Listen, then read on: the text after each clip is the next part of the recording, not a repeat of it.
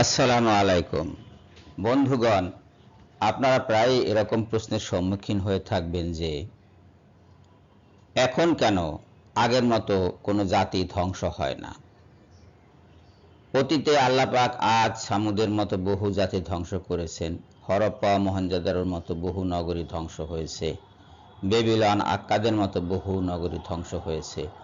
ওরুক শহর ধ্বংস হয়েছে। মাদাইন সালে ধ্বংস হয়েছে। এরকম শত শত নগরী পৃথিবীতে ধ্বংস হয়ে গেছে, মাটির তলায় চলে গেছে। তো এখন কেন ধ্বংস হয় না? বিশেষ করে অবিশ্বাসীরা এই প্রশ্ন করে মুসলমানদেরকে যে এখন কেন ধ্বংস হয় না। আল্লাহ যদি পাপের কারণে, মূর্তি পূজার কারণে, অশ্লীলতার কারণে কোনো জাতিকে পূর্বে ধ্বংস করতে পারেন, তাহলে এখন কেন ধ্বংস করা হচ্ছে না? এখন কেন মানুষকে জীবিত রাখা হচ্ছে এবং কোনো নগরীগুলোকে ভালো অবস্থায় রাখা হচ্ছে? এখন তো আগের তুলনায় পাপ কমেনি, পাপ অনেকাংশে অনেক ক্ষেত্রে বেড়েছে। তাহলে এখন কেন এটা হয় না? এটা না হওয়ার যেমন কারণ আছে, তেমনি হয় না এ কথাও সত্য। আবার হয় এ কথাও সত্য, ধ্বংসও হয়। পম্পে নগরীতে খুব বেশি দিন হয়নি ধ্বংস হয়েছে, সেটা চোখের উপরে রয়ে গেছে। জাপানের সিডর কি ধ্বংসযজ্ঞ করে গেছে সেটা আপনারা চোখের উপরে দেখেছেন। হাইতির অবস্থা আপনারা চোখের উপরে দেখেছেন। হাইতিতে সব ভেঙে চুরে চুরমার করে দিয়েছে, সবকিছু লোপাট করে দিয়ে মাটির সাথে মিশিয়ে দিয়েছে। শুধু কয়েকটা মসজিদ ছিল এবং সেই মসজিদগুলোতে মানুষ আশ্রয় নিয়েছে। আপনারা ইন্দোনেশিয়ার দেখেছেন বা সুনামি দেখেছেন, সেখানে কি ঘটেছে তা আপনারা জানেন। বালি নগরী, বালি দ্বীপে প্রায় আপনার ধ্বংসযজ্ঞ চলে, ভূমিকম্প হয়, পৃথিবীর বিভিন্ন এলাকায় ভূমিকম্প হচ্ছে, প্রচুর ভূমিকম্প, 9 স্কেল পর্যন্ত ভূমিকম্প হচ্ছে। তো হচ্ছে না কোথায়? হচ্ছে তো, কিন্তু পরিপূর্ণরূপে কোনো নগরী কিংবা কোনো জনপদ আল্লাহ পাক ধ্বংস করছেন না কেন? এটা প্রধান কারণ হলো 3টা। 1 নম্বর কারণ হলো হযরত মুহাম্মদ সাল্লাল্লাহু আলাইহি ওয়াসাল্লামকে আল্লাহ পাক প্রতিশ্রুতি দিয়েছেন যে তিনি তার উম্মতকে বালা মুসিবত দিয়ে, গজব দিয়ে পরিপূর্ণরূপে ধ্বংস করবেন না, ধ্বংস করবেন কিয়ামতের সময়। 2 নম্বর কারণ হলো এখন মিশ্র সমাজ,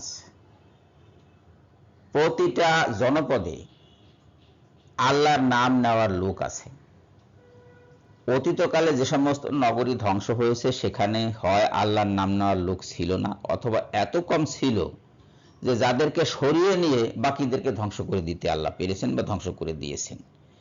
কিন্তু এখন এত মিশ্র হয়ে গেছে যে বিশ্বের কোনো আনাচে কানাচে একটা জনপদ পাবেন না যেখানে আল্লাহর নাম নেওয়া মানুষ নাই, এবং এরা ওইসব পাপীদের সাথে একত্র হয়ে গেছে, পাপীদের সাথে মিলেমিশে বাস করছে সমাজে। এখন কিভাবে এদেরকে ধ্বংস করবে? একজন পুণ্যবান ব্যক্তির সাথে যদি 10 জন পাপী থাকে তাহলে তো সমান হয়ে গেল, পাপ পুণ্যের পরিমাপে সমান হয়ে গেল। কেননা একটি পুণ্য কাজের মান হলো 10টি পুণ্য কাজের সমান, 10টি ভালো কাজের সমান। আর একটি পাপ কাজের মান হলো একটি পাপ কাজের সমান। তাহলে 1 জন ইকুয়াল টু 10 জন। পৃথিবীতে পাপীর সংখ্যা পুণ্যবানদের সংখ্যার 10 গুণের মতো তো নয়, এখনো হয়নি। তা 10 গুণ হলেও সমান সমান হবে। তো কি করে আল্লাহ পাক ধ্বংস করবেন? কেন ধ্বংস করবেন? এই হলো দ্বিতীয় কারণ।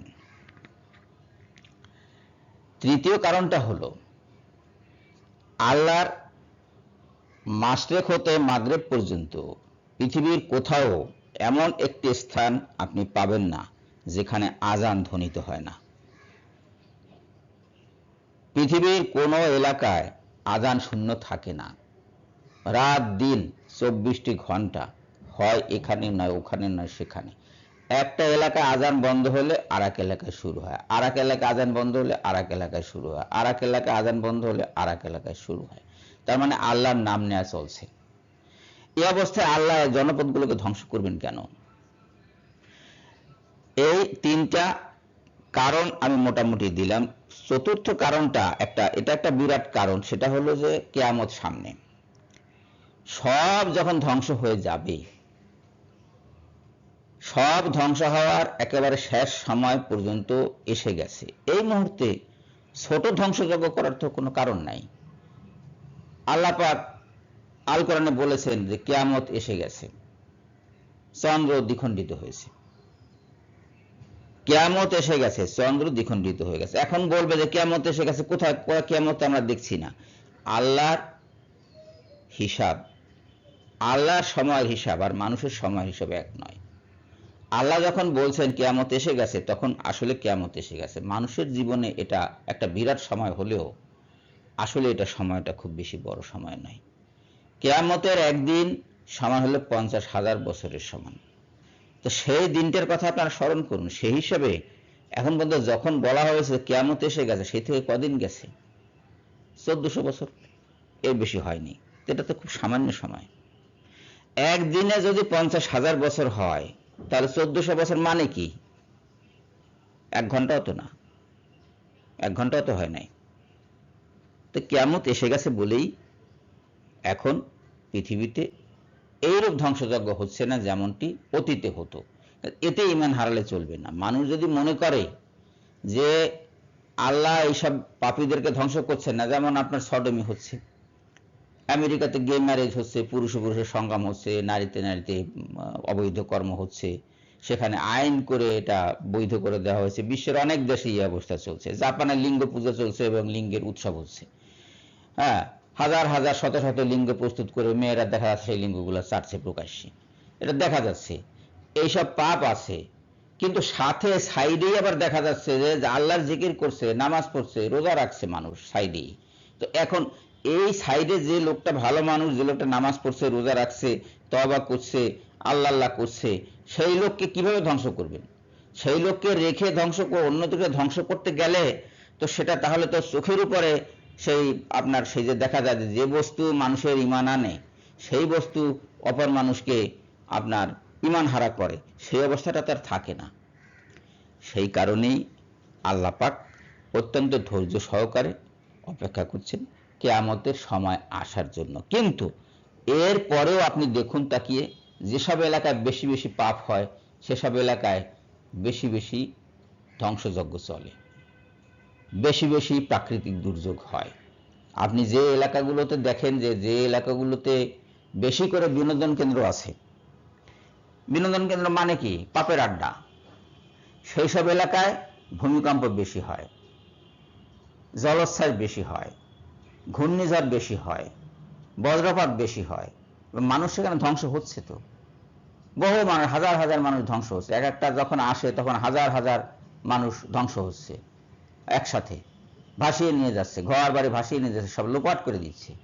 সেই যে অতীতকালে যখন যে সমস্ত নগরী ধ্বংস হয়েছে, সে সমস্ত নগরীতে জনসংখ্যা তো খুব বেশি ছিল না, হয়তো কয়েক হাজার হবে।